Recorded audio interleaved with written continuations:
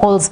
The Wiper Party leader Kalonzo Musyoka hit out at the ODM leader Raila Odinga, accusing him of failing to honor his political agreements. Kalonzo argued that Raila's actions raise serious questions about his integrity. Bushebi Jr. has the full report.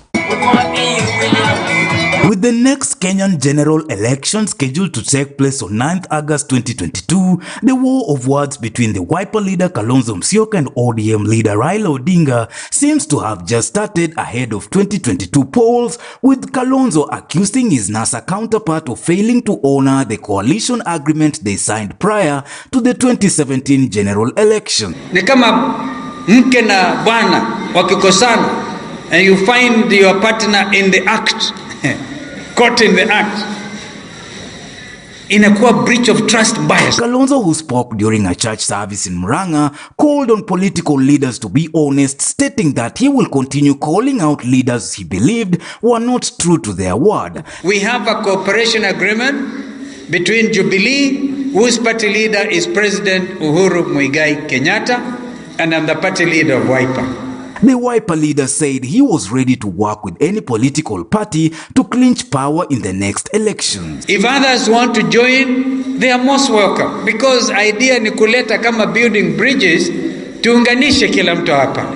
Sitarudi nyuma. As Wiper continues to dirty ODM's political windscreen, Deputy President William Ruto has finally declared in public his association with the United Democratic Alliance (UDA), confirming that the party is what he termed the hustler's vehicle for the 2022 general election. Na ndio tumesema, kwa sababu wanafikiria wakiunganisha hizo chama ati sisi mahasla tutakosa chama ya kutupeleka mbele. Sisi tunataka kuambia my friends, sisi tuko masaa na tuko rada na tuko chonjo. Tuko na chama ya mahasla. Chama ya mahasla inaitwa nini? Ati inaitwa nini? Ati inaitwa nini? UDA. UDA. UDA. In yet another clear indication of broken relations with his boss, President Uhuru Kenyatta, the DP said that the planned coalition between the governing Jubilee Party and the opposition ODM Party was a plot to deny him the leadership of the Jubilee Party. Sisi tutakuwa na chama ya kitaifa ambayo Wakenya wote watatoshea. Yenye mnanielewa jameni? Tuko pamoja? Tuko pamoja? Na kwa hivyo tunasema, kwa sababu wamekwama na hiyo chama yote, sasa tunasikia wanataka kuunganisha ati ODM na Jubilee. Sasa nyinyi niwaulize jameni, historia ya Kenya hii sijui itafanywa namna gani? On their part, the Chungwa Party ODM is in bed with the ruling party Jubilee, with President Uhuru Kenyatta's Jubilee Party planning to sign a pre-election coalition deal with Raila Odinga's Orange Democratic Movement. What we are now doing is to be able to formalize the relationship between ODM and Jubilee in a This means Uhuru and Raila will take their handshake a notch higher and craft a political pact that will see them work together in the 2022 general election. The pre-election pact deal is expected to translate into the formation of a behemoth political machine that will take on Deputy President William Ruto. Ruto was thrown out of the Jubilee Party after the president launched a ruthless purge that also targeted his key allies last year. Uhuru and Raila will witness the signing of the coalition agreements that will be deposited with the registrar of the political parties. Thursday's meeting was attended by Jubilee's Secretary General Raphael Tuju and his ODM counterpart Edwin Sifuna. President Uhuru Kenyatta and Deputy President William Ruto currently disagree on a number of issues, including when to start campaigning for the 2022 general elections and whether to have a national referendum before the election. Hawa watu wamevunja chama ya Jubilee ya kitaifa. Sasa wanataka kutuambia kila mtu aende aanzishe chama ya kabila yake. Sisi tunawaambia Hustler Nation ya Kenya haiwezi kutoshea kwa chama ya kabila fulani. The ruling Jubilee Party is also being pulled in different directions, with many members openly supporting candidates from other parties. This situation, along with many other factors, puts the country in a fragile situation. With less than 500 days to the next general elections, conversation and scheming in political circles is now hinged on how to craft formations and coalitions with enough numbers to win presidential ballot in the first round. Politics is always local, and winning elections is about numbers. The reality check is back with Kenyans as the clock ticks to next year's general elections. In coastal region, politicians are busy forming regional political parties through which to negotiate for positions with other regions. In Western Kenya, it is the same old calls for ever elusive political unity, while a section of Mount Kenya leadership, among them 4 governors, has declared that their numbers won't be taken for granted. Kisii too has joined the fray with calls for unity and talk of a presidential candidate in 2022. Leaders from Upper and Northeastern are also contemplating a regional vehicle. Maisha TV. Vihiga County has begun the restoration of the Maragoli Hills with a view to protect the water catchment area. According to Governor Wilbur Otichilo, at least 150 million shillings has so far been used in the last 3 years to bring back to life the hills, which has for long been water catchment area for the whole county. Maragoli Hills helps to minimize soil erosion, regulate water cycle, and provide habitat to thousands of life forms. Kwanza tulisema tunataka kufanya rehabilitation ya hii Maragoli Forest, irudie vile ilikuwa zile nyakati za zamani. The move, according to the Cabinet Executive Commissioner for Environment, has increased forest cover in the county from 4% to 14%. Hivi nafikiri tumeimprove kwa sababu ilikuwa chini sana at 4%, lakini sasa tunaongelea at 14%. Kwa hivyo hatuko vibaya sana, tunaendelea vizuri, na nafikiri kwa miaka 5 ama 10 ijayo itakuwa imekamilika vizuri. The initiative has also increased water harvesting in the region. Na water harvesting pia imekuwa sawa sawa, kwa maana ukienda hata kwa mtoni hapo chini utaona kuna maji, na sana sana tunaangalia kwenye mito ziko. The county has partnered with various stakeholders including KWS in reviving the hills. Kwa hivyo kwa jumla naweza sema kwamba tumetumia kwa jumla almost 50 million shillings per year. So in 3 years inaweza kuwa 150. Wajua ingine watu wanafanya kazi hapa kama forest service wako hapa wanapanda. Kama tukipiga hesabu ile pesa wangelipwa, hawa vijana wetu wako hapa. KWS inatumia pesa kuwalipa mshahara kidogo. So kwa jumla naweza estimate about 150 million in the last 3 years. On other hand, locals were called upon to keep close eye on indigenous trees which take long time to grow. Tuna advise community kama kuna eucalyptus hapo karibu na mito wakate, na tunawapatia, hata sisi tunajitolea sisi wenyewe kuwapatia bamboo. The commissioner added that policy will be made to ensure that residents do not tamper with environment, especially those carrying out sand harvesting at the river banks. Tumeweka in place kama serikali ya Vihiga County, tumeweka in place ya kwamba kama kutakuwa na sand harvesting, ni lazima tuhakikishe ya kwamba tumeweka mikakati ili hata county itafaidika kwa upande wa revenue collection, na pia isiharibu mazingira ama tena isilete mmomonyoko wa udongo. Philip Simiyu, Maisha TV.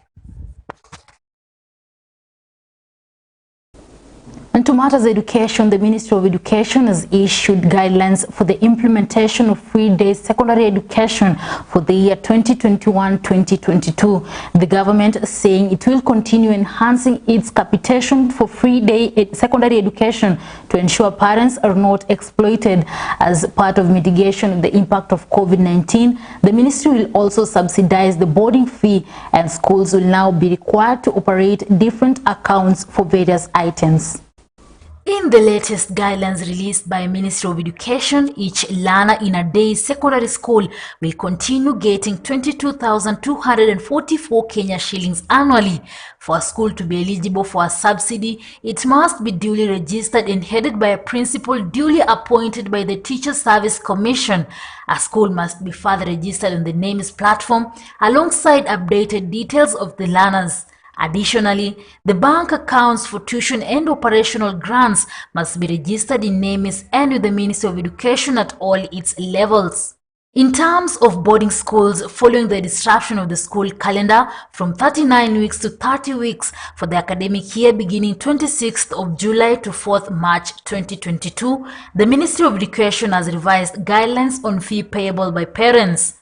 The government will provide subsidy for each learner in a boarding school that is equal to that of each in a day school, amounting to 22,244 Kenya shillings. Category S schools, that includes all national schools and extra county schools located in Nairobi, Mombasa, Nakuru, Kisumu, Nyeri, Thika and Eldoret town. The total fee shall be 67,244 shillings. Out of this amount, the government will pay 22,244 Kenya shillings, while the parent will be required to pay the remaining 45,000 Kenyan shillings. Category B, that includes extra county boarding schools that are located in other areas than the towns of Nairobi, Mombasa, Nakuru, Thika, Eldoret and Kisumu. The school fee total shall be 57,244 Kenya shillings, while the government will foot 22,244 Kenya shillings. The parent will be required to pay 35,000 shillings. Ni mkaaji wa hapa Bungoma, lakini kwetu tumeshukuru sana serikali kweli kupunguza kweli school fees. Nashukuru sana serikali kwa hali hii, ilikuwa imetusaidia kama sisi wananchi wa chini. The grand total in special needs schools shall be 65,167 Kenya shillings.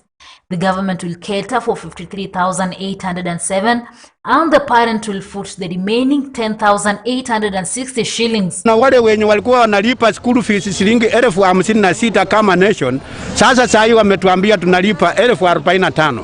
Hiyo ni sifa na shukrani sana kwa serikali kuu. Kwa majina naitwa Eunice Ambale. Nashukuru serikali imetupunguzia school fees by 15%. Sasa sisi kama wananchi wa chini, walimu wasitunyanyase. Serikali, mheshimiwa waziri wa elimu, kuja angalia hao walimu na waambie wasiongezee sisi pesa. Maisha TV. And the Kenya Union of Domestic Hotels, Educational Institutions and Hospital Workers has threatened to down their tools if the Ministry of Education fails to implement the 2017-2021 Public Universities Collective Bargaining Agreement.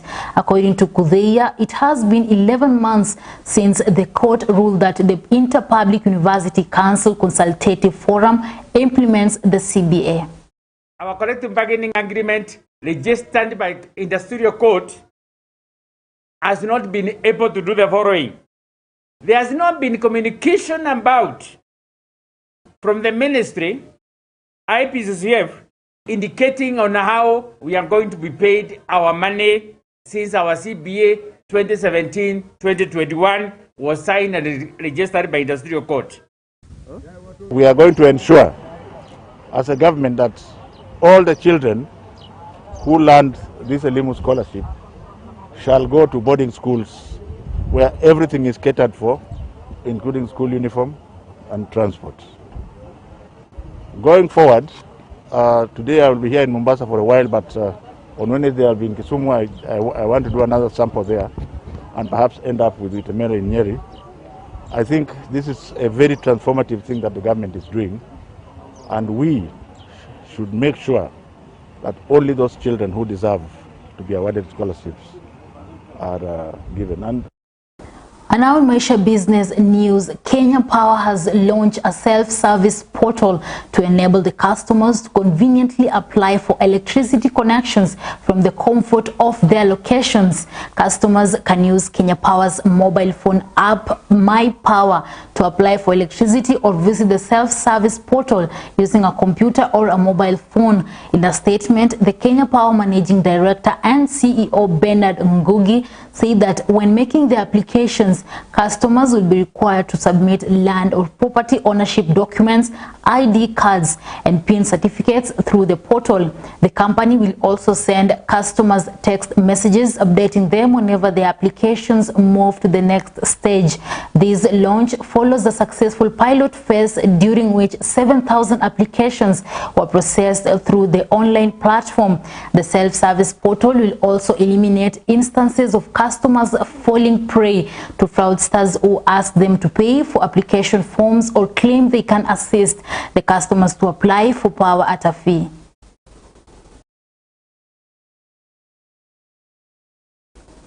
And crossing borders, the Ethiopians are voting in a key elections amid rising tensions and conflict in the northern Tigray region.